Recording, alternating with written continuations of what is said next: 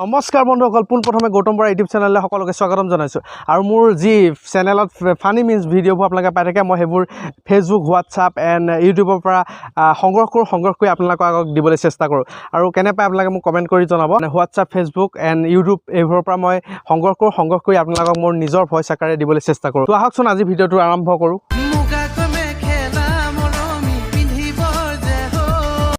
বাহিৰৰ দেশত ঠাণ্ডা পৰিলে মানুহবোৰ দেখিবলৈ ধুনীয়া, মানে কিউট হয়, দেখিবলৈ ধুনীয়া হয়।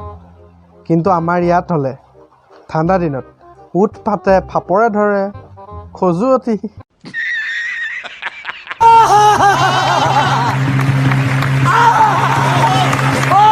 বিশ্বাসটো সেইদিনাই হেৰাইছিল যিদিনা গুড ডে বিস্কুট খাই গোটেই দিনটো বেট হৈ আছিল।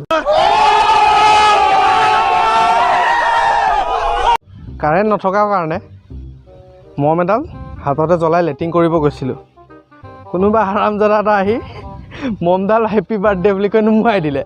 আৰে আপোনালোকে কওকচোন, এনেকুৱা ইমাৰ্জেঞ্চি টাইমত বাৰু কোনোবাই ধেমালি কৰিব লাগে নেকি?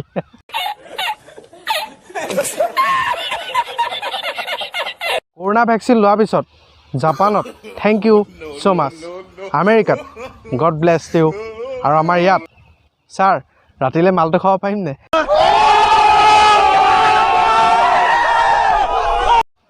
বিনা দৰৱে আপুনি শকত হ'ব বিচাৰে নেকি? যদি বিচাৰে, ক'ৰবাত গছত যাব, গছত গৈ চাব মৌগুটি বাঁহ আছে নেকি, তাত দুটামান পাথৰ মাৰি দিব আৰু তলত বহি থাকিব, বিনা কাৰণত শকত হৈ যাব।